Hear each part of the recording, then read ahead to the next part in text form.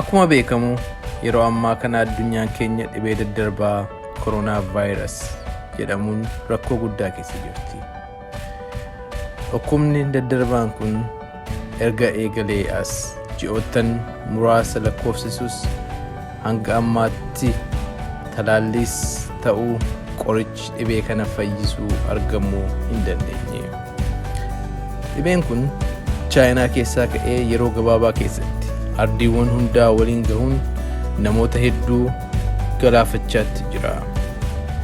Saffisni tatamsa'ina isaas guyyaadhaa gara guyyaatti ittuma dabalaa deemaa jira. Addunyaan keenya dhibee daddarbaa akkasiin yeroo raafamtu kun isa jalqabaa miti. Mee har'aaf duubatti deebnee dhukkuboota daddarboo yeroowwan adda addaa keessa ka'anii turan muraasa isaa waliin ilaalla.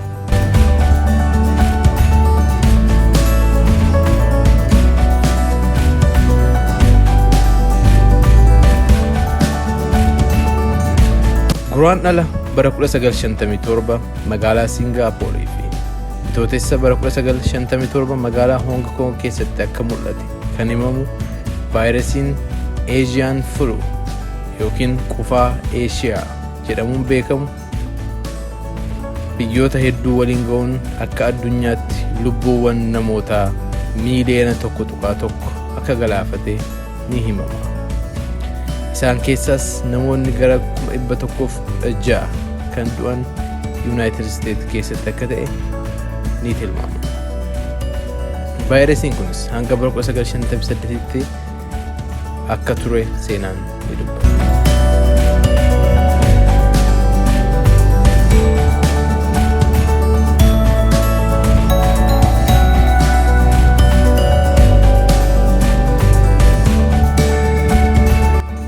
Bara 1920 biyya Dimokiraatik Koongoo magaalaa Kinshaasaa keessatti chimpaazii irraa gara namaatti akka darbeef hanga bara 1981tti akkamiin akka daddarbuu fi mallattooleen dhukkubichaa sirriitti kan hin baramne vaayirasiin HIV/AIDS jedhamuun beekamu addunyaa waliin gahuun hanga har'aatti lubbuu namoota miiliyoona 35tti tilmaaman galaafateera.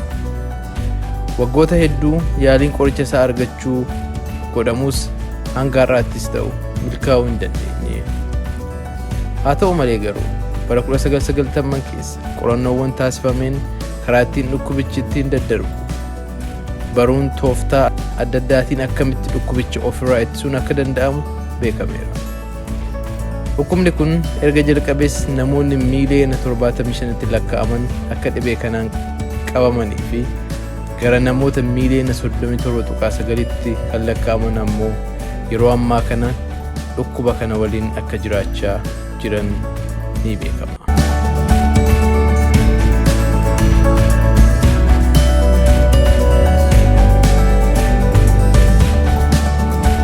Bara 1979 Afrikaa Bahaa Zaayir yookiin yeroo ammaa kana Democratic Republic Congo jedhamuun kan beekamtu naannoo laga Ebola jedhamutti akka argame kan dubbatamu. Vaayirasiin Ebolaas biyyoota Afrikaa Bahaa keessatti yeroo adda addaatti ka'uudhaan lubbuuwwan hedduu galaafateera.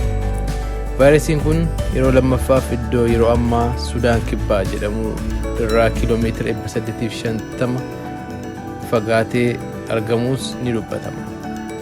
Yeroo sanattis namni tokko Zaayir irraa fuudhee gara Sudaan Kibbaa akka geesse shakkamus boodarra garuu saayintistoonni vaayirasiin bakka lamaanitti ka'an maddi isaanii adda adda ta'uu mirkaneessuun moggaasa isaas Zaayir Ebola vaayirasii fi Sudaan Ebola vaayirus jedhaniiru.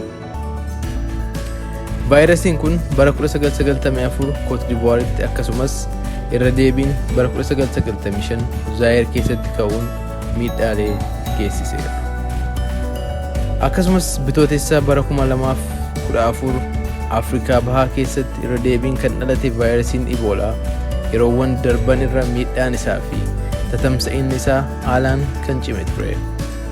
Bitootessa 23 bara 2014 erga nama jalqabaa irratti argame ji'oottan 21 keessatti namni 28 637 vaayiresii kanaan qabamuun namni 11,315 ta'uu biyyoota 6 Liberia, Sierra Leone, Guinea, Nigeria, Mali fi Senegal keessatti du'aniiru.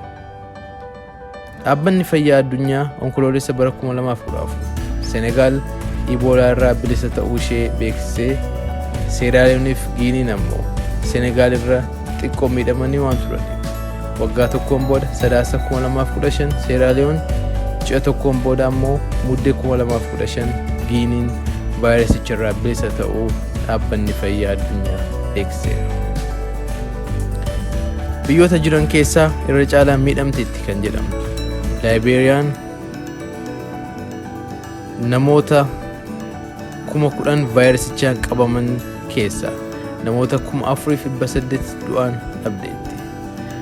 Dhaabbata fayyaa addunyaatti caamsaa 2015 vaayirasicha irraa bilisa ta'uun ishee himamus mallattooleen dhukkubichaa garuu darbanii hanga amajjii bara 2016tti mul'ataniiru.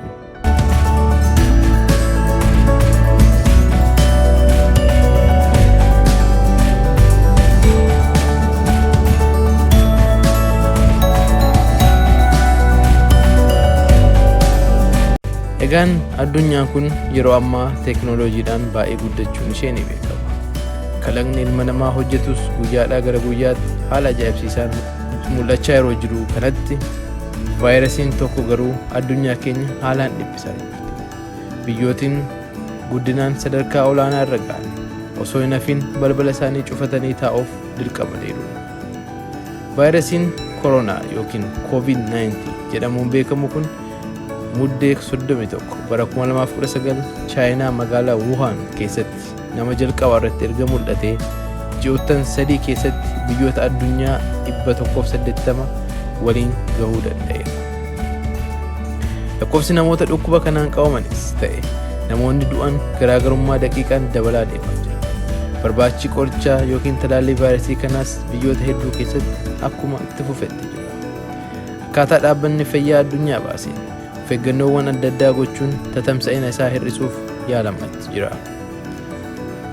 Walirraa fageenya hawaasummaa yookiin social distancing, harkaan nagaa wal gaafachuu dhiisuu, yeroo qufa'an ciqilee keessaan qufa'uu, akkasumas qulqullina harka keenyaa eeggachuu, harkaan fuula keenya tuttuquu dhiisuun dhibee kana ofirraa ittisuun ni danda'ama.